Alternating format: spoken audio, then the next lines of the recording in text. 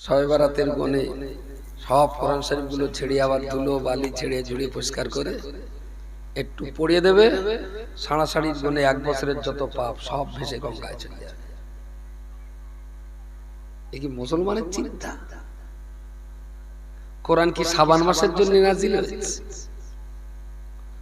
আর শবে বরাত নিয়ে যা বাড়াবাড়ি হয় বললে আমার আবার আহলে হাদিস বলে দেবে।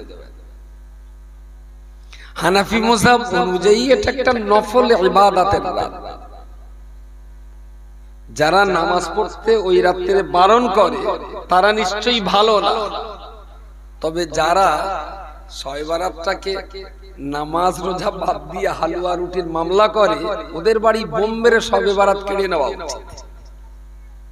শবে বরাতের গোষ্ঠীর হাড়ে আঘাত দিচ্ছে। কড়া গরু পড়বে সামনে, বলি সাড়াসাড়ির গুণে লক্ষণ গাড়ি টোটাল কড়া গরু পড়তে পারে। গ্রামে গ্রামে পড়ে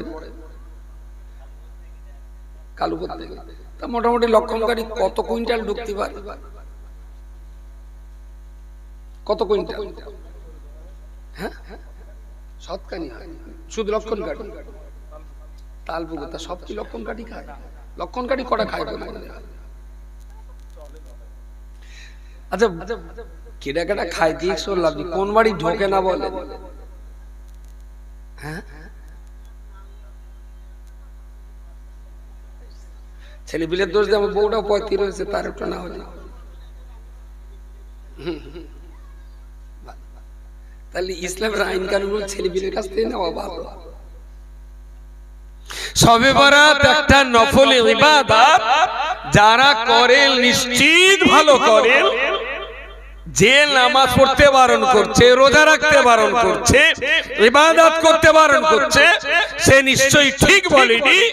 তবে নামাজ আর ইবাদতের নামে শবে বরাত করে যে পরিমাণ পাপ মুসলিম সমাজে হচ্ছে, তাতে আমার মনে হয় বন্ধ হয় ভালো। নফল ইবাদত করলে সওয়াব, না করলে গুনাহ নেই। কিন্তু বাড়াবাড়িটা এই 10-12 বছর শুরু হয়েছে। এ গ্রামে যা কবর আছে ওরা সব জান্নাতে চলে গেছে, ওরকে জিয়ারত করলে হবে না। ধরা পড়ে গেছে বসিরহাট। একটা ইঞ্জিনম্যান কর, চল সবাই মিলে হুজুরি কবরে কেটে বেচারা বাম্পান আটকে গেছে, ঠেলে পার করতে আসে। ওর বাপের কবরে শেয়াল ঠ্যাং তুলে মুতিয়ে দিচ্ছে, ওর জিয়ারত করার টাইম নাই। ওর বাপের কবরটা কোন জায়গায় সে ঝিল্লে জঞ্জালে চেনার লাই, ও যাচ্ছে বসে হুজুর কবর জিয়ারত করে হুজুরির পার করে দেবে। আর দেখ চোখের সামনে পড়ে তো নারায়ে তাকবীর, শবে বরাত, উরি শালা কি একটা হচ্ছে জানো, ইঞ্জিন ম্যানের ঠেলায়। আর এইসব ফুটো মস্তান একদম যা দেখিছে তো অস্বীকার করে যাবে। এই রাখ রাখ রাখ, কোন মতে রাখে না, তো একদম বাংলা কয়েক রাখ রাখ, আর মুদ লেগেছে। গাড়িটা রাখলে দিব্যি চেন খুলে দে, একদম দাঁড়িয়ে ছেড়ে দে, ভ্যানে উঠি নারায়ে তাকবীর। মুসলমান আর মুসলমান আছে বলে মনে হচ্ছে। আর এই মাল সাইজ হবে ধর্মসভায়? হ্যাঁ, ও মাল কি ধর্মসভার জীবনে সাইজ হয়? সব আপনি দেন, তবে এই অপচয় নষ্ট করার কারণে আপনিও ধরা পড়বেন, বোধহয় আমারও ধরা পড়তে হবে। ধর্মসভায় যে পরিমাণ টাকা অপচয় নষ্ট হচ্ছে, এই টাকাগুলো যদি সিস্টেমেটিক্যাল হয়,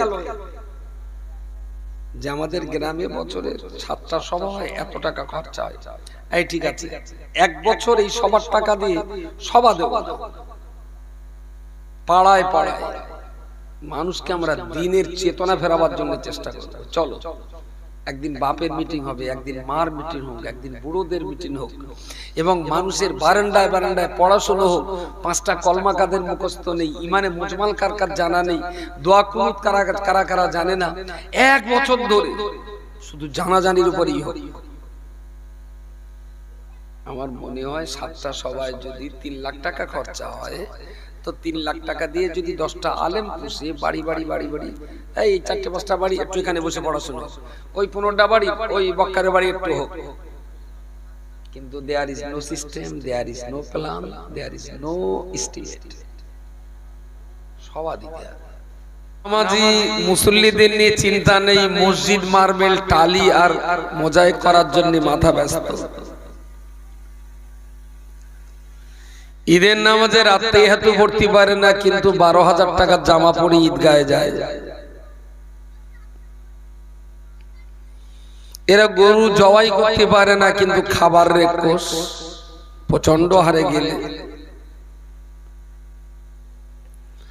এরা আলেম ওলামাদের অসম্ভব রকমের সম্মান করে, কিন্তু আলেম ওলামাদের কথাগুলো কিছু বোঝে কিছু বোঝে না, যতটুকু বোঝে সেটাও কাজে লাগায় না।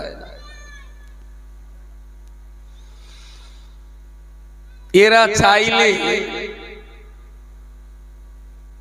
প্রচুর টাকা দিয়ে কোরআন কিনে বিভিন্ন মসজিদে মাদ্রাসায় দান করে দেবে, কিন্তু নিজে কোরআন পড়বে না।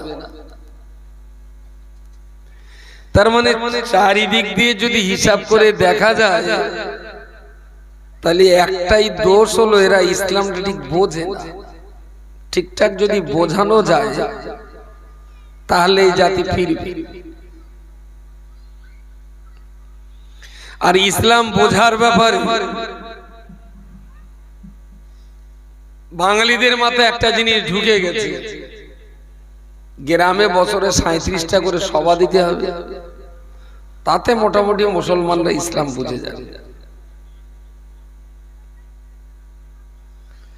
যদি হিসাব করা হয়, আমি জানি না কিয়ামতের দিন এই সবার হিসেব যদি আল্লাহ ধরে, মৌলভী সাহেবদেরও জান্নাতে যাবার ঠেলায় বেঁধে যাবে।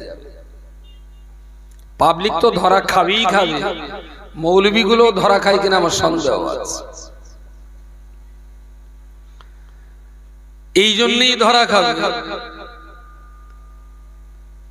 উন্নয়নের যে সিস্টেম, ইসলাম বোঝাবার যে প্রক্রিয়া, মানুষের ভিতরে ইসলামী আন্দোলনের যে রূপরেখা, মানুষকে মুসলমান আছে আরো সুন্দর করবার জন্য যে পদ্ধতি, সেটা ধর্মসভা না। কিন্তু যেভাবেই হোক ধর্মসভাটা মাথায় ঢুকে গেছে, আর এই ভূত কোনো মতেই ঝাড়ানো যাচ্ছে না। যে শস্যে ভূত ঝাড়াবো সে শস্যের ভেতরে ভূত আছে, সভা দিতে হবে। আমিও সভা করতে এসেছি, কিন্তু আপনি এটাও মনে রাখুন, ধর্মসভা একদিন খুব জরুরি ছিল, খুব জরুরি ছিল। যেদিন মানুষ জানতো না যে নামাজ 5 ওয়াক্ত ফরজ, ধর্মসভাটা একদিন খুব জরুরি ছিল। যেদিন মানুষ মোটেই বুঝতো না যে শিরক কি জিনিস, ধর্মসভাটার একদিন অনেক প্রয়োজন ছিল। যেদিন মানুষের কাছে ইসলামের বার্তা ছিল না। কিন্তু আজকে কিন্তু যথেষ্ট পরিমাণ, যে কোনো একটা চার দোকানে বসে আপনি একটু বলবেন যে হাবিল তোর বউডার পরপর 3 তালাক দিয়ে ফেলেছে, কি করা যায় বলেন দেখি। ফটাঙ্কর পাশের থেকে বলিয়ে দেবে, ও আর এক জায়গাতে ওয়েল্ডিং মারতে হবে, আর এক জায়গাতে ঝালাই মেরে এনে তবে আবার জানলায় লাগাতে হবে। তাই ও বউ হাবিলির জন্য বলেন বলেন কি, আর যদি ওয়েল্ডিং না মারে হবে না। এই ফতোয়াটা বসিরহাট আমিনিয়া মাদ্রাসা বলুন, জামিয়া বলুন, বা এরকম ধরনের মাদ্রাসাগুলোতে পড়ানো হয় আলেম।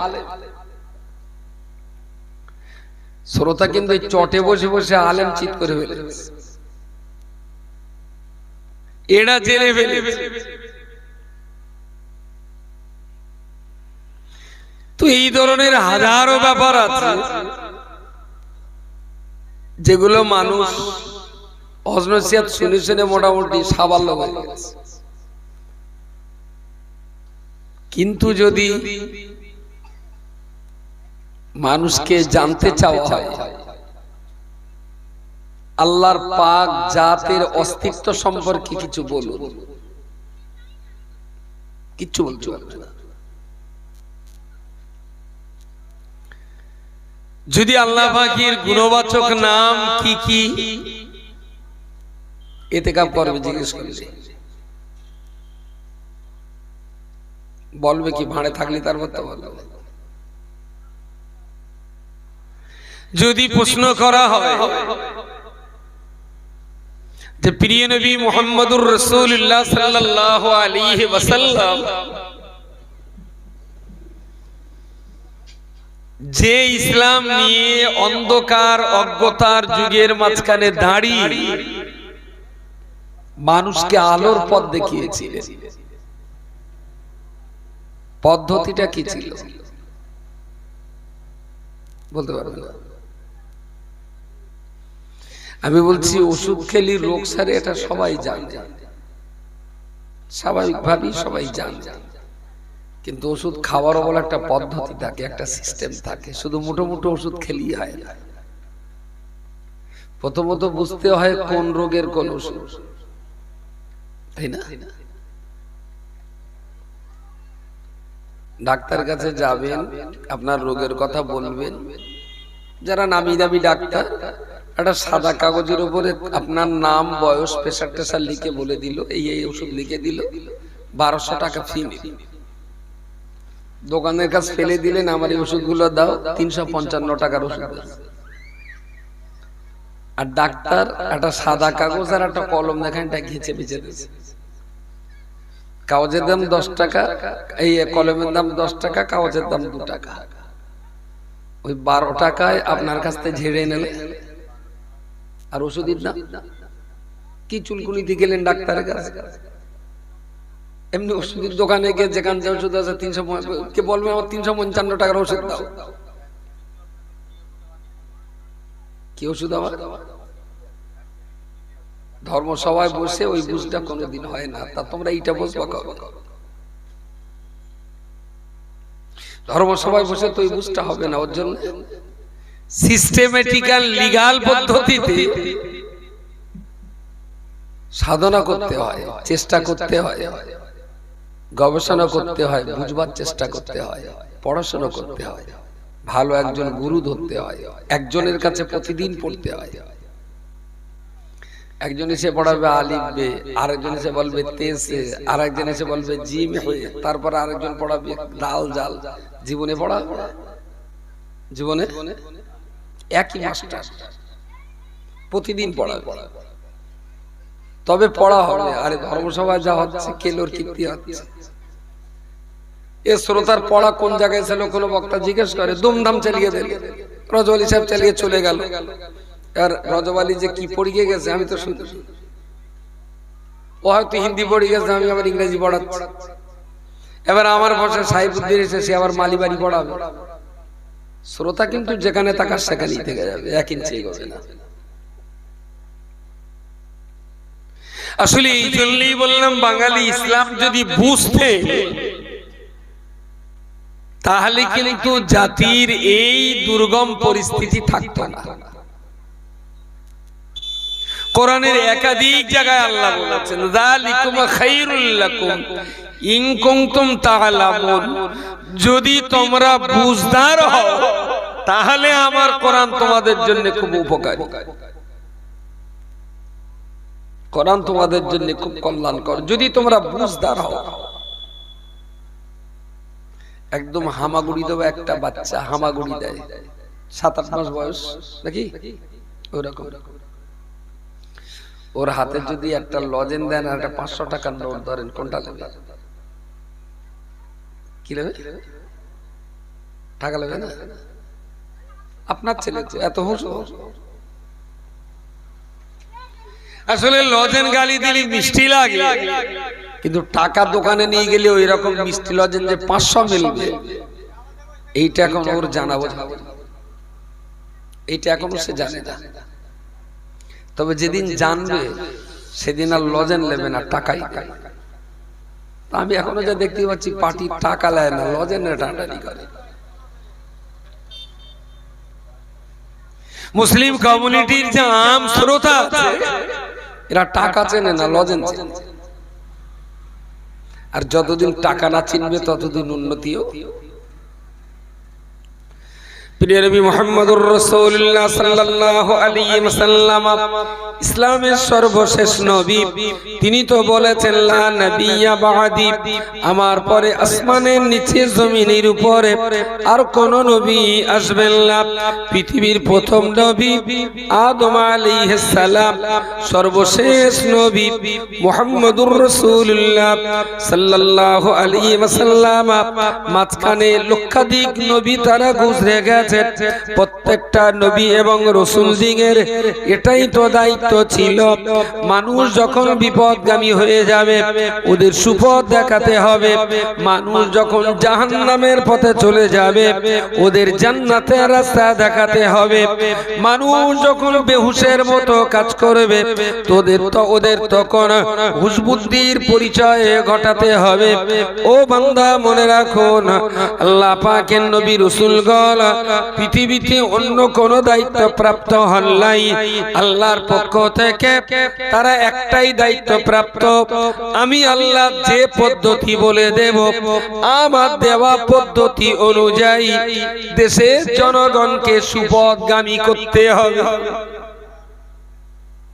প্রত্যেকটা নবী এই কাজ করে গেছে, সুপথগামী মানুষ যেন বিপদগামী না হয়। যুগ পাল্টেছে, সিস্টেমও পাল্টে গেছে, যুগ পাল্টাচ্ছে, পদ্ধতিও পাল্টাতে হবে। এই ওয়াজ দাদা হুজুর কাবলা রাহিমাহুল্লাহ, আল্লাহ তাকে জান্নাতুল ফেরদাউসের উচ্চ মাকাম দান করুন, তিনি কিন্তু এই ওয়াজের প্রচলন করেছিলেন। এবং আমি যতটা পড়াশোনা করেছি, দুনিয়া সম্পর্কে বোঝবার চেষ্টা করেছি, তাতে এই ধরনের সভা বাংলা ভাষী মানুষ ছাড়া পৃথিবীর অন্য ভাষার ভিতরে নেই। আমাদের প্রতিবেশী বিহার, ওখানে ওই নবী দিবসের সময় একটা সভা হয়, আর ওই শবে বারাতের সময় একটা সভা হয়, বড় পীর সাহেব কাবিলার ওফাত দিবসে একটু সভা টভা, ওই দু চারটে, বাকি আর কোনো সভা নেই, 4 বছর হয় না। আর আমাদের এই সভা ব্যাংক ডাকা বন্ধ করলে শুরু, আবার ব্যাংক ডাকবে, তারপর মনসাবরা বন্ধ করবে। ব্যাংক ডাকা বুঝতে পারেন, বর্ষাকাল সেই যে শুরু হলো আশ্বিন মাসে, বুদাম চলবে একদম পুরো বৈশাখ মাস, জ্যৈষ্ঠী মাস, আষাঢ় মাসে কেউ 2-4টে সভা নষ্ট হবে, তারপর গিয়ে লজ্জা হবে, তারপর সভা বন্ধ। তারপরে 2-4টে সবাইকে ফিরে আসতে হবে, বিশাল বৃষ্টি, তারপর তুমি একটু জির গেলাম, একটু ব্যাংক ডাকবে, তুমি একটু ডাকা কম করো। আষাঢ়, শ্রাবণ, ভাদ্র, এই 3টে মাস ব্যাংক ডাকবে, মৌলভী সাহেব জির গেলাম, আশ্বিন মাস থেকে আবার মৌলভী সাহেবদের ডাকছে। এই জলসাটা দাদা হুজুরকে বলে এমন করেন, আসলে মানুষ ইসলাম বোঝে না, জানে না বলে উনি আলেমদের দিয়ে দেশ দেশান্তরে রাজ্যের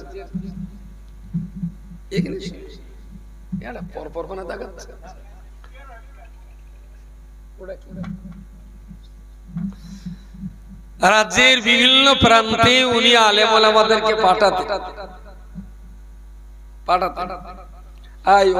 ওখানকার লোকজন খুব অজ্ঞ, ওরা এখনো মা মনসার ঢালা ঢালা দেয়, ওরা ঠিক কলমা কালাম জানে না। ওদের ওখানে যাও, 2-4 দিন থেকে ওদের একটু ঢেকে ঢুকে একটু ইসলামের কথাবার্তা বুঝিয়ে এখন তারা এলেন। তো তখনকার দিনে তো আলেমদেরকে অত পরোয়া করতো না, এসে ভালো বাড়ি যায়, আলো ভালো। তা দিনের বেলা বললি কেউ তো এর ধান বাঁধা, ওর বেগুনির পাতা কাটতে হবে, এর পটলের ফুলটা কাটতে হবে, কত ঝামেলা। তো বললো তা তোমার একটু কাজ কমবে কবে, কখন? তাহলে সারাদিন কাজ কাম করবো, সন্ধ্যের পরে একটু ফিরে আসবো। তাহলে সন্ধ্যাবেলা এক জায়গায় একটু বসে, সন্ধ্যাবেলা এক জায়গায় বসে আলেমালা বাগান ওই টেমি জ্বালিয়ে, হারকেন জ্বালিয়ে, দেখো আল্লাহ একজন, আল্লাহর সঙ্গে না কারো শিরক করতে নেই, আর ওই মা মনসার ডালা ডালা ওগুলো শরীয়তে নেই, ওগুলো করতে নেই, ওগুলো খারাপ জিনিস। আর মুহাম্মদ সাল্লাল্লাহু আলাইহি ওয়াসাল্লাম আল্লাহর নবী, আর কিয়ামত পর্যন্ত কোনো নবী আসবে না। দৈনিক 5 বার একটু নামাজটা পড়ো তোমরা। এ পাড়ায় আজকে সন্ধ্যের পর, ও পাড়ায় আজকে সন্ধ্যের পর, ওই অধিকারটা সন্ধ্যের পর মাই প্যান্ডেল লাইট আর এই সমস্ত ধ্যান বাড়ানি কাগজ টাগজ কিচ্ছু ছিল না, বুঝতে পারেন? তো সে যুগে তো ছিল না, বললাম যুগ পাল্টাচ্ছে। এই চেয়ারটা আমাদের এদিকে বোধহয় বছর 2-3 শুরু হয়ে যাবে, বলে সারা জীবনে এতে বসে বসে করেছি, ধ্যান শেখার চেয়ার মেয়ে দিব্যি একেন বর্ষ শ্রোতা বক্তা কেমন কাছাকাছি হবে, আঙ্গা আর সে মাল্লায় তুলে দিচ্ছে। আর তঙ্গা ফাঁসায় যে চট ওই চট, শুধু মোল সাহেব পাম দিতে উপরে তুলে দাও, আর শ্রোতা সব চটে বসে। তো যুগ পাল্টে গেছে, পরিবেশ পরিস্থিতিও পাল্টাচ্ছে। তবে দাদা হুজুর কাবলার পাঠানো সেই সমস্ত আলেম ওলামাদের ওয়াজের যে বরকত ছিল, আজকের ওয়াজের জৌলুস বেড়েছে কিন্তু রুহানিয়াত শেষ। আসার সময় সেই বেলুন দিয়ে ফুলি অংশ করে দেখে ছেলে পেলে ওপরে উঠে সুসুর করে নিচে লেপে, মনে হচ্ছে চান্স দেয় একটু উঠবো নাকি, গাড়ির ওখানে টার্নিং একটু ভালো করে দেখে নিল বাবা। আচ্ছা, ধর্ম সমস্যা তোর কোনো মানা, ওর কোনো মিল আছে? মিল? ও ফাইন লাগতো যদি সামনে একটা ধর্মের কেতাবের দোকান থাকতো, যেখানে ওয়াজ শুনবে, বাড়ি যাওয়ার সময় 1 পিস কেতাব কিনে বাড়ি যাবে, যেহেতু এটা ধর্মসভা, তাই না? কিন্তু ধর্মসভায় কোনো কেতাবের সঙ্গে আর ধর্মসভার কোনো সম্পর্ক যদি কেউ ভুল করে একটা দোকান ওখানে দেয়, তা ফুসকার দোকানে যা বেচা কেনা হবে ওই দোকানে তার হ্যাঁ হবে না। তার মানে বই বেশি বিক্রি হবে, বলে ফুসকা খাবি না, লোকে সব ছেড়ে চলে বই কেন?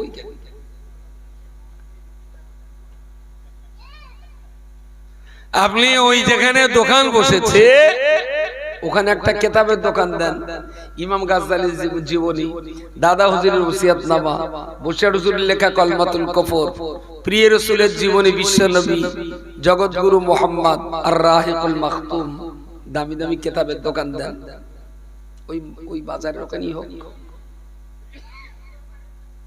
টোটাল বাজারে যদি 1 লাখ টাকা কেনা বেচা হয়, 1000 টাকা বই বিক্রি হবে কিনা সন্দেহ আছে। তাহলে ইসলামের সাথে আর মুসলমানের সাথে দূরত্ব বোঝা যাচ্ছে। হ্যাঁ, দূরত্ব। সভা করে করে কি করেছি আমরা, একটু বলে বোঝেন কি করেছি। কিন্তু আজকের এই সভাটায় নয় নয় করে 1030 তো যাবে। কত বাজে? কেসিয়ার আছে 60,000, দেশি মালতে 60,000। তাহলে তো জলস্থলী কি করতে তোমরা? প্রিয় শ্রোতা মণ্ডলী, মনে রাখুন, প্রিয় নবী মুহাম্মদুর রাসূলুল্লাহ সাল্লাল্লাহু আলাইহি ওয়াসাল্লাম কিভাবে তিনি ইসলাম প্রচার করবেন, মানুষকে কি করে ইসলামের দিকে ডাক দেবেন, মানুষের ভিতরে ইসলাম কিভাবে তিনি ইনপুট করবেন।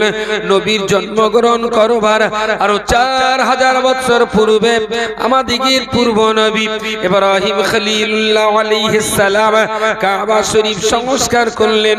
নবী ইব্রাহিম কাবা সংস্কার করে কাবার দেয়ালের ধারে দাঁড়ালেন, পুত্র ইসমাইলকে ডেকে নিলেন, বাবা তুমিও আমার সঙ্গে দোয়া করবে।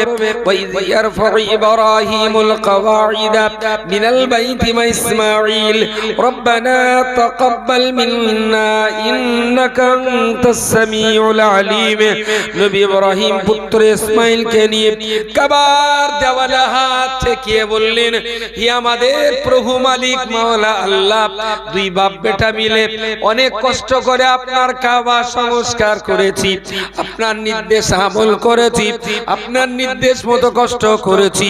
তাকাব্বাল মিন্না, আল্লাহ আমাদের পক্ষ থেকে এই কষ্টটাকে কবুল করে নিন। আল্লাহ, আপনি কাবায় মেহনত করতে বলেছেন, আমি না দুই বাপ বেটা খুব মেহনত করে তৈরি করেছি। রব্বানা তাকাব্বাল মিন্না ইন্নাকা আনতাস সামিউল আলীম। আপনি তো শুনতেও পারেন আর মনের ভিতর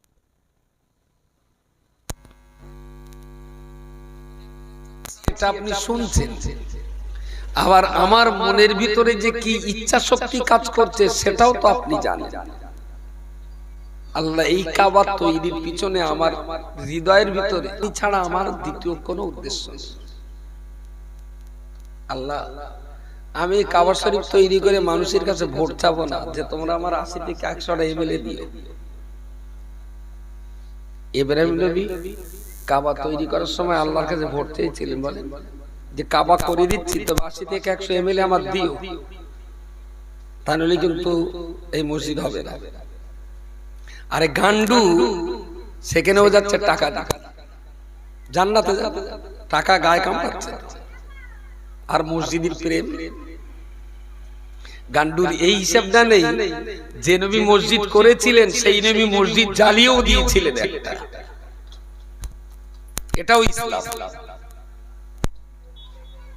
আমি জিজ্ঞেস করছি তুই যে টাকা দিলি তোটা মসজিদ না পলিটিক্স? না, পলিটিক্স করতেই মসজিদটা করতে হবে, মসজিদ না করলে এত লোক আসে। আচ্ছা তুই ফের টাকা দিতে না, যদিও বাবরি মসজিদ হচ্ছে তো। উনি যে স্বীকার করছে বলো যে লোক মসজিদ না, ও লোকের আসল উদ্দেশ্য পলিটিক্স। তাহলে বাইরে এক আর ভেতরটা জনগণ বুঝেছে এটা মসজিদ হচ্ছে, আর আমার মন বলছে এটা মসজিদ না। মসজিদ দেখিয়ে এত পরিমাণ টাকা নেব যে টাকা দিয়ে পরবর্তীকালে আমি পলিটিক্স করে রাজ্য মাতাবো। ইব্রাহিম নবীর অন্তরে এরকম কোনো ভেজাল চিন্তা ভাবনা, শুধু বলতে পারতেন তাকাব্বাল মিন্না, আল্লাহ আপনি কবুল করুন। সঙ্গে জুড়ে দিলেন ইন্নাকা আনতাস সামিউল আলিম, আল্লাহ আপনি সামিউন, আপনি সর্বশ্রোতা, আলিমুন আপনি সবকিছু জানতা। আমি যে দোয়া চাচ্ছি এটা আপনি শুনছেন, আর আমার অন্তরে অন্য কোনো চিন্তা আছে কিনা সেটা তো আপনি জানছেন। আমার অন্তরে আর কোনো চিন্তা নেই, একটাই চিন্তা আপনার হুকুমকে তাবিল করা। জোরে সোরে বলুন সুবহানাল্লাহ সুবহানাল্লাহ। আল্লাহ আপনি কবুল করুন। আপনি যদি কবুল না করেন তাহলে আমার এই কষ্ট মাঠে মারা যাবে। ربنا واجعلنا مسلمين لك ومن ذريتنا أمة مسلمة لك وأرنا مناسكنا وتب علينا إنك أنت التواب الرحيم ربنا وابعث فيهم رسولا نبي إبراهيم নিজের জন্য কাবা শরীফের জন্য মক্কাতুল মুকাররমার জন্য নিজের বংশধর ছেলেপিলেদের জন্য অনেক লম্বা চওড়া দোয়া চাইলেন। ওই দোয়া চাইতে চাইতে একটা সময় তিনি বললেন, ও আমার রব মালিক আল্লাহ, আপনার কাছে আমি কাকুতি মিনতি করে বলছি আল্লাহ, ওয়াবা'আস ফীহিম রাসূলান, এই কাবার চত্বরে আপনি পৃথিবীর শ্রেষ্ঠতম নবীকে পাঠাবেন। সবাই মিলে বলেন সুবহানাল্লাহ।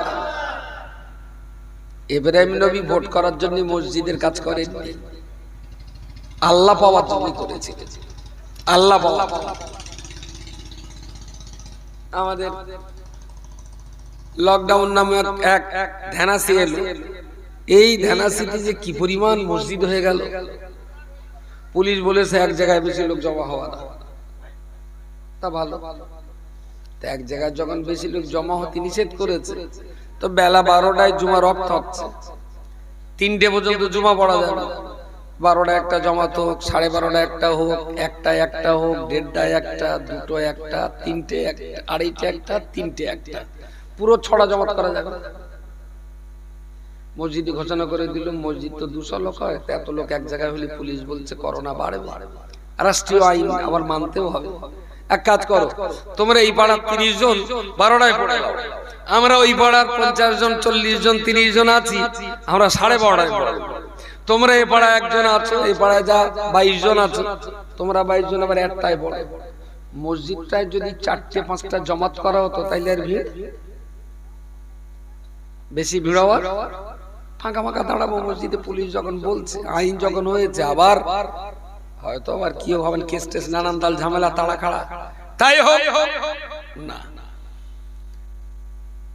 যার উপরে মসজিদি সেক্রেটারির কমিটির ডাক টাকছিল, বলে এই পুলিশ বলেছে যখন জাম করা যাবে না, আমার উঠোনে একটু নামাজ পড়। নামাজ পড়তে পড়তে পরে গিয়ে মসজিদ হয়ে গেল 17টা লোকলে জামে মসজিদ। লকডাউনে যে কি পরিমাণ মসজিদ বেড়েছে, পার্টির রাগ, গোষ্ঠীর রাগ, ভাইবার রাগ, যা রাখছেন একটু খেয়াল করে দেখেন, বিভিন্ন জায়গায় নতুন নতুন বহু মসজিদ তৈরি হয়ে গেছে। এখন মসজিদ তৈরির জন্য পাবলিককে যা বলছে আর ওর মনের যে কথা, দুটো যদি এক হয় তাহলে ইব্রাহিম খলিলুল্লাহর মসজিদ, আর যদি আলাদা হয়, কথা বলেন, যদি আলাদা হয় তাহলে সেটা মসজিদ না। আল্লাহ পাকের নবী ইব্রাহিম খলিলুল্লাহ আল্লাহর কাছে দুহাত ভরে চাইলেন, রব্বানা ওয়া বা'স ফীহিম রাসূলান, আল্লাহ এই কাবার চত্বরে বিশ্বসেরা জগৎ শ্রেষ্ঠ নবীকে আপনি কাবায় পাঠিয়ে দেবেন। ও রব্বুল আলামিন, আল্লাহ আপনার এই কাবা, আপনার কাবা ধ্বংস হয়েছিল ইব্রাহিম নূহ নবিউল্লাহর আমলে, নতুন করে আবার সংস্কার হয়েছে আমার জামানায়। ও রব্বুল আলামিন, আল্লাহ এখান থেকে কিয়ামত পর্যন্ত যেন এই কাবা আর কখনো যেন ধ্বংস না হয়, তার জন্য জগৎ শ্রেষ্ঠ নবীকে এখানে পাঠাবেন। কাবা ধ্বংস হয়েছিল কেন? ইব্রাহিমের জমানে ধ্বংস হয়েছিল, তাই না? জানেন তো টুকটাক। ধ্বংস হয়েছিল কি করে? কথা বলেন। কাবা শরীফ ধ্বংস হয়নি, হয়েছিল কিসে? প্লাবন। জমানাটা কার? নূহ নবীর জমানা। নূহ নবীর জমানার কাবা ধ্বংস হলো। তো এই সময় একটা ছোট্ট কথা বলা যেতে পারে, প্রাসঙ্গিক বলে বলছি আর কি। অনেকদিন এই জায়গায় এসেছিল, ক বছর আগে, বছর দিলে আমার উপরে বিরাট খেলে। এক্ষুনি যদি বিচার আচার হয়ে আল্লাহ যদি আমার জান্নাতে দিত, এরা আমার এটকে দিত, খেলা তো যাওয়াই হবে না। তুই আমার সভা করেছিস, তোর জান্নাতে যাতেই হবে। তো এসেই যখন দিচ্ছি, দুটো বক্তা ফেরত দিলে হইতো, শেষ ঘন্টা 4-5 নাই লেগে দিয়ে আসি। হ্যাঁ, জম্মের দোয়া দিয়ে দেয়, তা হবে না। টক হলেও একটু শেষে চাটনি না হলে মানায়, তাই না? একটু ডাল হবে, একটু গোশ হবে, একটু চচ্চড়ি হবে, শেষে একটু টক চাটনি না হলে ঠিক মানাবে না। সব রকম দিয়েই একটা সভা চলুক। রব্বানা ওয়া বা'স ফীহিম রাসূলান। কাবা শরীফ ধ্বংস হয়েছিল নূহ নবীর জমানায়। জমানা মানে আরবিতে বলে জমানা, একটু বাংলায় বলে যুগে। বাহ, এই তার কি দশ করতে পারবা? পাটি ছায় না। নূহ নবীর যুগে, নূহ নবীর যুগে ধ্বংস হয়েছিল প্লাবনে। প্লাবন দিয়েছিলেন কে? আল্লাহ। এ সঙ্গে একটা ছোট্ট কথা। আচ্ছা, নূহ নবীর জমানায় 40 বছরে না 900 বছর নূহ নবীর হায়াত আল্লাহ দিয়েছিলেন। 900 বছর। 900 বছরে মানুষের বলে বলে বলে বলে মাত্র 40টা লোক কলমা পড়েছে। 900 বছরে 40টা লোক। তো 900 বছরে 40টা লোক মানে কইছে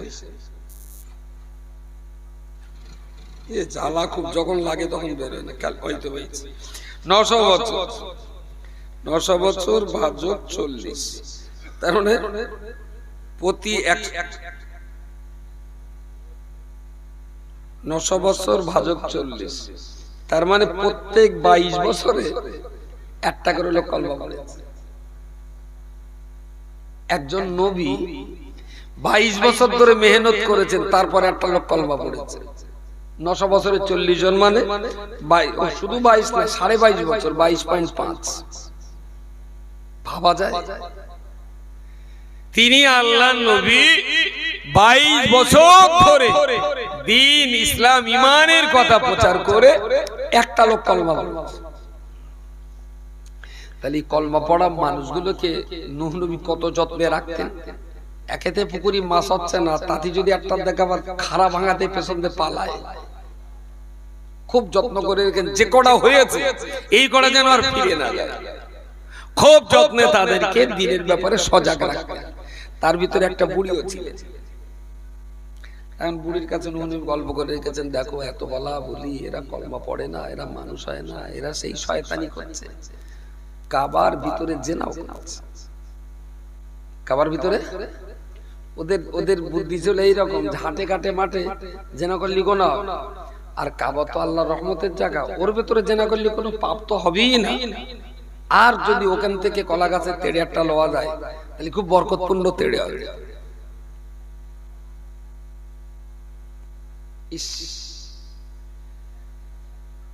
বুড়িটা সব জানে, যেই বলেছে আল্লাহ প্লাবন দিয়ে এই জাতিকে ধ্বংস করে দেবে, পৃথিবীতে আল্লাহ রাখবেন না। নূহ নবী বললেন, বুড়িটা বললেন, বাবা তুমি তো আল্লাহর নবী, আমি বুড়ি মানুষ, এক কুড়ি ঘরে থাকি, তা তোমার এই প্লাবন কখন কি হবে আমি তো জানতে পারবো না, তা আল্লাহ যখন গজব দেবে তুমি আমার একটু ডেকে নিও তোমার সেই নৌকায়। বলে ঠিক আছে। যথারীতি আল্লাহর গজব শুরু হয়েছে। নূহ আলাইহিস সালামের স্ত্রী কিন্তু ইসলামের কলমা পড়েননি। ওনার পুত্র কি নাম, কলমা পড়েনি। তো বিবি রুটি তৈরি করছেন, চুলোয় আগুন জ্বলছে, হঠাৎ করে দেখা গেল চুলোর ভেতর আগুন বেরোনো যেমন তেমন পানি বার হচ্ছে। তো চুলোর ভিতর দিয়ে পানি মারছে। নূহ নবীর স্ত্রী ডাকলেন নূহ নবীকে, দেখতে দেখতেই দেখা গেল বিভিন্ন জায়গা থেকে মাটি ফেটে পানি বেরোচ্ছে, ওদিকে আকাশ থেকে এদিকে মাটির তলা তলা। নূহ নবী বুঝলেন যে আমাকে আল্লাহ নৌকা করতে বলেছিলেন প্লাবনে, আমার গুটি কতক যারা কলমা পড়েছে তাদের নিয়ে আমার নিরাপত্তা দিতে হবে। নিশ্চয়ই আল্লাহর সেই গজব শুরু হয়ে গেছে। আল্লাহ নৌকা করতে বলেছিলেন, তার মানে প্লাবনের পূর্বাভাস। যথারীতি ঘোষণা করলেন, সব লোকজন নৌকায় উঠলো, নৌকা ভেসে গেল। নূহ নবীর কিস্তি, সে বুড়ির কথা নূহ নবীর আর মনে নেই। 40 দিন পর্যন্ত সেই কিস্তি পৃথিবীর বিভিন্ন জায়গায় ঘুরে বেড়ালো, ভাসতে ভাসতে যেখানে যাবে গোটা দুনিয়া প্লাবিত হলো। তো তামাম দুনিয়া শেষ হয়ে গেল, ডুবে সব ধ্বংস হয়ে গেল। একটা টাইমে প্লাবনের পানি কমে গেল, নূহ নবীর কিস্তি মাটিতে ঠেকলো। আবার নবী নূহ আলাইহিস সালাম বসবাস শুরু করলেন। ঘুরতে ঘুরতে সেই বুড়ির সঙ্গে দেখা, সেই বুড়ি এখনো মরেনি। বুড়ি বলতে, বাবা তোমার সে প্লাবন কবে হবে? তাহলে চাচি মাসে তো হয়ে গেছে। তাহলে তো হয়ে গেছে, তাহলে তো কই আমি তো বুঝলাম না। তো তুমি কোথায় ছিলে বুড়ি মা? তাহলে যে ঘরে ছিলাম সেখানেই ছিল, আমি দোকান থেকে নড়িনি তো। বলছে তাই? আল্লাহ তো তামাম দুনিয়াতে প্লাবন দিয়েছেন, আল্লাহর কাবা পর্যন্ত ধূলিসাৎ। আসলে ওই বুড়িমার প্লাবন তামাম দুনিয়া জুড়ে হয়েছিল, কিন্তু বুড়ি থাকার পরিমাণ মতো এরিয়াতে আল্লাহ প্লাবনের পানি ঢুকতে বারণ করে দিয়েছিলেন। জোরে বলুন সুবহানাল্লাহ। বুড়ি প্লাবনের কিছু বুঝতে পারি, ঘরে থেকেছে, খেয়েছে, ঘুমিয়েছে, কোনো সমস্যা নেই। নূহ নবীর এই প্লাবন যখন বিশ্বকে ডুবিয়ে দিল, বুড়িটাকে বাঁচিয়ে নিলেন আল্লাহ। ইচ্ছা করলে কাবার চারিধারটা কি আল্লাহ পানিকে রুখে দিতে পারতেন না? পারতেন? দেননি কেন? তাড়াতাড়ি বলেন। হ্যাঁ, আচ্ছা, অটল বিহারী না, অটল বিহারী বাজপেয়ী না, লাল কৃষ্ণ আদবানি, যোগী আদিত্যনাথ, তারপরে ওই বাল ঠাকরে, এরা সবাই মিলে বলো বাবরি মসজিদটা ভেঙেছে। আরএসএস, শিবসেনা, বিশ্ব হিন্দু পরিষদ, বজরঙ্গ দলের সবাই মিলে ভেঙেছে। আমরা এখনো বলছি যারা বাবরি মসজিদ ভেঙেছে আল্লাহ যেন তাদের ক্ষমা না করে আর ওদের শাস্তি হোক, এটা আমরা এখনো চাই। বাবরি মসজিদের দাম বেশি না কাবার দাম বেশি? তাহলে যারা বাবরি ভেঙেছে তাদের যদি শাস্তি হয় যে কাবা ভেঙেছে, নূহ নবীর প্লাবনে কাবা তো আল্লাহ ভেঙেছে, কেরা ভেঙেছে? নূহ নবীর প্লাবন কে দিয়েছে? সেই প্লাবনের স্রোতেই তো কাবার পাথর, কোথাকার দেয়ালের পাথর কোথায় চলে গেছে। তাহলে এরা ভাঙলি দোষ, আল্লাহ ভাঙলি দোষ নিয়ে আর এরা ভাঙলি দোষ। প্রিয় শ্রোতা মণ্ডলী, মনে রাখুন, আসলে এরা বাবরি ভেঙেছে আল্লাহর মসজিদকে অবজ্ঞা করার জন্য। আল্লাহ পাক কাবা ধ্বংস করেছিলেন, আল্লাহ তার কাবার ইজ্জত রক্ষা করার জন্য। এদের বাবরি ধ্বংস ছিল আল্লাহর মসজিদকে অবজ্ঞা করা, আর আল্লাহর কাবা ধ্বংস ছিল কাবার ইজ্জতকে রক্ষা করা। ওই কাবায় তওয়াফ হতো না, ওই কাবায় নামাজ পড়তো না, ওই কাবায় আল্লাহ ডাকাডাকি হতো না, ওই কাবায় জিকির আজগার হতো না, বরং কাবার ভিতরে তারা জেনা ব্যভিচার করত, কাবার ভিতরে বসে মদ পান করবে, আল্লাহর কাবার ভিতরে তারা পাপের কাজ করবে। আল্লাহ পাক রব্বুল আলামিন তাই তো তিনি দেখলেন এই কাবা যদি এখন টিকে থাকে আমার কাবা বেইজ্জতি হবে। যতদিন দুনিয়াতে কাবার সম্মান করার মানুষ তৈরি না হবে ততদিন এই কাবা পৃথিবীতে রাখা যাবে না। আল্লাহ কিন্তু কাবা এই জন্যই ধ্বংস করেছিলেন যে কাবা থাকলে বেইজ্জতি হচ্ছে, এখন ভেঙে দেই। যদি কোনোদিন কাবার সম্মান করার মানুষ আবার তৈরি হয় সেদিন আবার কাবা হবে। ঠিক এই কথার উপরে ভিত্তি করে আমি কি বলতে পারি, যত বাড়ি কোরআন আছে কিন্তু পড়া হয় না, ওই কোরআনগুলো খুঁটি খুঁটে বের করে এনে কবরে দাফন করা উচিত। কথা বলেন? সামনে আবার সাড়াসাড়ির গুণ, নদীর পাড়ে যত ঝিল্লে জঞ্জাল টঞ্জাল আছে এই গনে পানি সবচেয়ে বেশি হবে, আর সেই নোংরা ময়লা জঞ্জাল সব গঙ্গার জলে ভেসে সমুদ্রে চলে যাবে। শবে বরাতের গনে সব কোরআন শরীফ গুলো ছেড়ে আবার ধুলো বালি ছেড়ে ঝুড়ি পরিষ্কার করে একটু পড়িয়ে দেবে, সাড়াসাড়ির গনে 1 বছরের যত পাপ সব ভেসে গঙ্গায় চলে যাবে। এ কি মুসলমানের চিন্তা? কোরআন কি শাবান মাসের জন্য নাজিল হয়েছে? আর শবে বরাত নেই যা বাড়াবাড়ি হয় বললে আমার আবার আহলে হাদিস বলে দেবে। হানাফি মাযহাব অনুযায়ী এটা একটা নফল ইবাদতের রাত। যারা নামাজ পড়তে ওই রাতে বারণ করে তারা নিশ্চয়ই ভালো না, তবে যারা শবে বরাতটাকে নামাজ রোজা বাদ দিয়ে হালুয়া রুটির মামলা করে ওদের বাড়ি বোম মেরে শবে বরাত কেড়ে নেওয়া উচিত। শবে বরাতের গোষ্ঠীর হাড়ে আঘাত দিচ্ছে, কড়া গরু পড়বে সামনে, বলি সাড়াসাড়ির গনে লক্ষণ গাড়ি টোটাল কড়া গরু পড়তে পারে, গ্রামে গ্রামে পড়ে কালু করতে, তা মোটামুটি লক্ষণ গাড়ি কত কুইন্টাল ঢুকতে পারে? কত কুইন্টাল? হ্যাঁ, সৎকানি হয় শুধু লক্ষণ গাড়ি, তালপুকুর তা সব কি লক্ষণ গাড়ি খায়? লক্ষণ গাড়ি কটা খায় বলে? আচ্ছা কেডা কেডা খায় দিয়ে শুনলাম, কোন বাড়ি ঢোকে না বলে? হ্যাঁ, ছেলে পিলের দোষ দিয়ে আমার বউটাও 35 হয়েছে, তার একটু না হলে। তাহলে ইসলামের আইন কানুন ছেলে পিলের কাছ থেকে নেওয়া ভালো। শবে বরাত একটা নফল ইবাদত, যারা করে নিশ্চিত ভালো করে।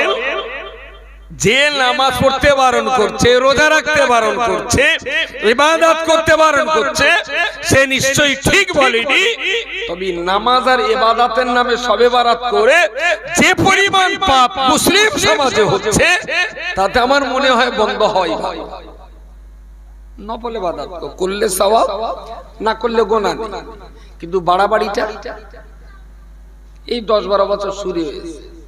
এ গ্রামে যা কবর আছে ওরা সব জান্নাতে চলে গেছে, ওরকে জিয়ারত করলে হবে না, ধরা পড়ে গেছে বসিরহাট। একটা ইঞ্জিনম্যান কর, চল সবাই মিলে হুজুরি কবরে কেটে বেচারা পাম্পান আটকে গেছে, ঠেলে পার করতে আসে। ওর বাপের কবরে শেয়াল ঠ্যাং তুলে মুতিয়ে দিচ্ছে, ওর জিয়ারত করার টাইম নাই। ওর বাপের কবরটা কোন জায়গায় সে ঝেললে জঞ্জালে চেনার লাই, ও যাচ্ছে বসে হুজুর কবর জিয়ারত করে হুজুরির পার করে দেবে। আর দেখ চোখের সামনে পড়ে তো নারায়ে তাকবীর, সবে বারাত, উরি শালা কি একটা হচ্ছে জানো, ইঞ্জিন ম্যানের ঠেলায় আর এইসব ফুটো মস্তান একদম যা দেখিছে তো অস্বীকার করে যাবে। এই রাখ রাখ রাখ, কোনো মতে রাখে না, তো একদম বাংলা খয়াকে রাখ রাখ, আর মুত লেগেছে। গাড়িটা রাখলে দিব্যি চেন খুলে দে, একদম দাঁড়িয়ে ছেড়ে দে, ভ্যানে উঠি নারায়ে তাকবীর। মুসলমান আর মুসলমান আছে বলে মনে হচ্ছে। আর এই মাল সাইজ হবে ধর্মসভায়? হ্যাঁ, ও মাল কি ধর্মসভার জীবনে সাইজ হয়? সব আপনি দেন, তবে এই অপচয় নষ্ট করার কারণে আপনিও ধরা পড়বেন, বোধহয় আমারও ধরা পড়তে হবে। ধর্মসভায় যে পরিমাণ টাকা অপচয় নষ্ট হচ্ছে, এই টাকাগুলো যদি সিস্টেমেটিক্যাল হয়ে, যে আমাদের গ্রামে বছরে 7টা সভা হয়, এত টাকা খরচা হয়, এই ঠিক আছে, এক বছর এই সবার টাকা দিয়ে সভা দেব, পাড়ায় পাড়ায় মানুষকে আমরা দিনের চেতনা ফেরাবার জন্য চেষ্টা করব। চলো একদিন বাপের মিটিং হবে, একদিন মার মিটিং হোক, একদিন বুড়োদের মিটিং হোক, এবং মানুষের বারান্দায় বারান্দায় পড়াশোনা হোক। 5টা কলমা কাদের মুখস্থ নেই, ইমানে মুজমাল কার কার জানা নেই, দোয়া কুনুত কারা কারা জানে না, 1 বছর ধরে শুধু জানাজানির উপরই হোক। আমার মনে হয় 7টা সভায় যদি 3 লাখ টাকা খরচা হয়, তো 3 লাখ টাকা দিয়ে যদি 10টা আলেম পুষে বাড়ি বাড়ি বাড়ি বাড়ি, এই 4-5টা বাড়ি একটু এখানে বসে পড়াশোনা, ওই 15টা বাড়ি ওই বক্কারের বাড়ি একটু হোক, কিন্তু there is no system, there is no plan, there is no state. সভা দিতে হবে। কেরাম একটা সভা হয়, ছেলেরা বললে দেখো মাতিন বলে গেছে, আমার এবছরও না সবার টাকাটা শেখার পেছনে ব্যয় হবে। বিভিন্ন পাড়ায় পাড়ায় একটা করে হাফেজ মাওলানা দিয়ে পড়িয়ে আমরা করে, তাহলে খোকা তোরা বছর বছর সবাটা দিতিস, আঙ্গার রুকিয়া আসতো, সকিনা আসতো, ওরগা সুপর আসতো, বেশ কেমন জামাই টামাই বিনটিন গুলো আসতো, একটু দেখাশোনা হইতো, কি তোরা সবাটা বন্ধ করে দিলি বলদিন। বাস সভা সেক্রেটারি শহীদুল ওর মাথা ঘুরপাক কাঁপছে, এই ও সভা দিতে হবে। চাচিমা বলেছে তাহলে বদদোয়ায় বলে শেষ হয়ে যাবে। লেডিস হাদিস অমান্য করার কোন লাইন হোক, সভা এ বন্ধ করলে আবার আমার কাপের ফতোয়া দেবেন, বেকার কাপের হয়ে আমার লাভ কেন, আমার তো মাল হবে না হোক না। প্রিয় শ্রোতা মণ্ডলী, মনে রাখুন আল্লাহ পাক রব্বুল আলামিন কাবা ইচ্ছাকৃত ধ্বংস করে দিলেন।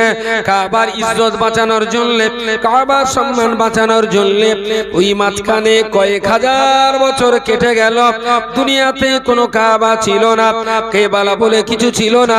ওই মাঝখানে যত নবী দুনিয়াতে এসেছিলেন, আল্লাহ পাকের কাবা তাদের চোখে দেখা হয়নি। বহুকাল পেরিয়ে যাওয়ার পরেতে আল্লাহ পাক যখন দেখলেন আমার কাবার সম্মানের বাজার তৈরি হয়েছে, আমার কাবার ইজ্জত দেওয়ার সময় হয়ে গেছে, ঠিক সেই রকম সময়েতে ইব্রাহিম খলিলুল্লাহ দাঁড়াতে আল্লাহ পাক সেই একই ভিটের উপরে কাবা বানিয়ে নিলেন।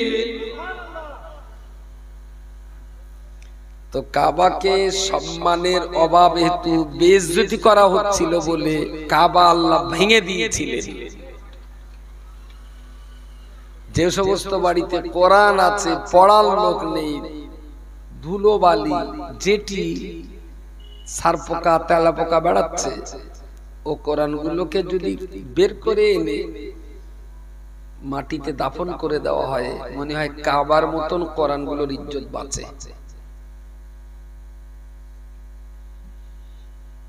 সব বাড়ি কি যতগুলো কোরআন আছে সব প্রতিদিন পড়াশোনা হয়?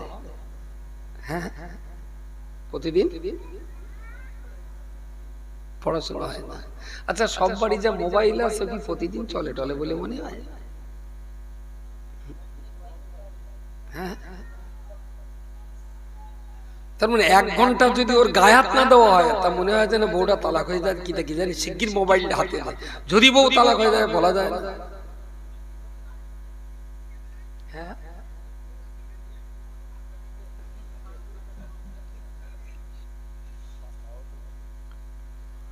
তাহলে এই জাতির কাছে কোরআনের কোনো দাম নেই, মোবাইলের বিশাল দাম। আপনি বলছেন এই রোগ ধর্মসভা করে সারে? সমাজের মূল জায়গা কিন্তু খুব বিপজ্জনক, মুসলিমদের হালাত খুব বিপজ্জনক জায়গায়। এটা আপনি নিচে আছেন তো বুঝতে পারছেন, আমি একটু উপরে আছি তো সবার মুখ আমি দেখতে পাচ্ছি। প্রিয় শ্রোতা মণ্ডলী, আল্লাহ পাকের কাবা তৈরি হয়ে গেল। জিবরিল আমিন আলাইহিস সালাম কাবা শরীফের সেই পুরনো ভিটের উপরে এইভাবে দাগ দিয়ে ইশারা করে দিলেন, বললেন এই দাগের উপরে দেওয়াল তুলে দিন। ইব্রাহিম নবী সেই মতো দেওয়াল তুললেন। তুলতে তুলতে একটা টাইমে আল্লাহ বললেন আর দেওয়াল গাঁথতে হবে না, কাবা যেমন ছিল ঠিক তেমনটাই তৈরি হয়েছে। ইব্রাহিম খলিলুল্লাহ দেওয়াল গাঁথা বন্ধ করে দিলেন, চারিদিকের দেওয়াল তৈরি হয়েছে। এবার ধুলো বালি ঝেড়ে ঝুড়ে পরিষ্কার পরিচ্ছন্ন করে দিই। প্রথম যেদিন কাবা উদ্বোধন হবে, প্রথম যেদিন কাবা তাওয়াফ হবে, ইব্রাহিম খলিলুল্লাহ কাবার দেওয়ালে হাত দিয়ে বললেন রব্বানা তাকাব্বাল মিন্না, আমাদের পক্ষ থেকে আপনি কবুল করুন, ইন্নাকা আনতাস সামিউল আলিম, আপনি শুনতেও পাচ্ছেন, আমার অন্তরের খবরও আপনি জানতে পারেন। ও আমার মালিক মাওলা আল্লাহ, ওয়াবাস ফীহিম রাসূলান, এই কাবার চত্বরে আমার একজন মানুষকে পাঠিয়ে দিন আল্লাহ, যার কারণে কিয়ামত পর্যন্ত যেন আর কাবা ধ্বংস না হয়। পূর্ব জমানার মানুষেরা কাবাকে বেইজ্জতি করেছিল, তাই আল্লাহ কাবা ধ্বংস করেছেন। আল্লাহ এই কাবার চত্বরে এমন শ্রেষ্ঠতম নবীকে পাঠিয়ে দেবেন, যে নবীর কারণে যেন কিয়ামত পর্যন্ত আল্লাহর এই কাবা কখনোই যেন বেইজ্জতি না হয়ে যায়। যদি কাবা বেইজ্জতি হয় তাহলে আল্লাহ তো আবার ভেঙে দেবেন, তাই না? আর আমি এত কষ্ট করে করেছি, আর এই কাবা যদি ভাঙা যায় আমি এবারে মরেও শান্তি পাবো না। আমার এই কষ্টের কাবাটা যেন থাকে আল্লাহ, আর কিয়ামত পর্যন্ত এই কাবাকে কেউ যেন বেইজ্জতি না করতে পারে, তার জন্য জগতের শ্রেষ্ঠ ইমামকে আপনি এই কাবায় দেবেন, আর তার মুখ পানে তাকিয়ে মানুষ কাবাকে সম্মান করবে। কাবাকে কেউ বেইজ্জতি করবে না। আর কাবা যদি সম্মান কাবার সম্মান যদি বজায় থাকে, তাহলে আল্লাহ কখনো কাবা ভাঙবেন না। তাহলে আমার কষ্টের কাবা অনেক দিন থেকে যাবে।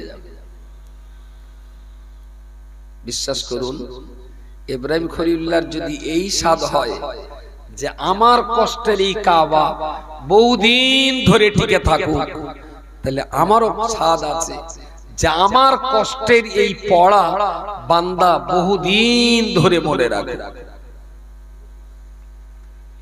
কিন্তু অজ যা করি এ কি মনে থাকে বেশি দিন? কাজে লাগে? ও বাহাত না ডানাত? বাহাত মানে লাইক। ফেসবুকে যে লাইক থাকে ডানাত না বাহাত? এই করছি কোন হাত? কল খুলে দেখলে এটা হলো লাইক, আর এটা হলো খেলা। ধর্মসভা আমরা যা ওয়াজ করি শ্রোতা খেলা মনে রাখে। এ হলো পলগাদায় আগুন দেওয়া। পলগাদায় দিল, হ্যাঁ চলে উঠলো, বিশাল ব্যাপার। বক্কা চলে আয়, শীতকালে আগুন কবি, রহিমার মা চলে আয়, হইবার চলে আয়। ওরা সে আসতে আসতে ফাদাসে আগুন যা। পলের আগুন ধরেও তাড়াতাড়ি, লেবেও তাড়াতাড়ি। বাবলা কাঠ বলেন, বাবলা কাঠ ধরাতে গেলেও জ্বালা, নেবাতে গেলেও ঠেলা। তবে একটু ধৈর্য ধরে লেগে পড়ে যদি একবার জ্বালানো যায় বাবলা কাঠ, বংশ পরস্পর জ্বলবে, জ্বলতেই থাকবে। কিন্তু ধর্মসভা হলো পল গাদা, আজকে জেলিয়ে যাবে, পরশু দিন নিবে যাবে, পরশুদিন এখানে এত ধর্মের কথা হবে তো এখান থেকে বাড়ি যেতে যেতে মাতিন যা বললো না ওগুলো মনে রাখার রজব আলী একেবারে কিন্তু খারাপ বলি রসগুলো মোটামুটি যদি আমল করা যায় জাহান্নাম থেকে বাঁচা যাবে। এখান থেকে যত লোক বাড়ি যাবে বহু লোক বিড়ি টানতে টানতে যাবে, অস্বীকার করা যাবে না। যদি পাবলিক অনুমতি দিত একবার গাঁটি চেক করত। আর বলাও যায় না পবিত্র জায়গা বলে তো বাড়ির দিকে রেখে গেছে কথা। আমি বলছি এই পল গাদায় পিছনে জীবনে আর কত সময় দেব, একটু বাবলা কাঠের পিছনে সময় দেওয়া হোক। যদি অনেক দিন ধরে চলে তাহলে অনেক দিন ধরে স্বভাবও পাওয়া যাবে। ইব্রাহিম নবী যদি স্বার্থপর হয় তা আমি কেন স্বার্থপর হব না? প্রত্যেকেই তো চায় তার কষ্টের স্মৃতি বহুদিন টিকে থাকে, সেটা আমারও চাহিদা হতেই পারে, আপনারও চাহিদা হতে পারে।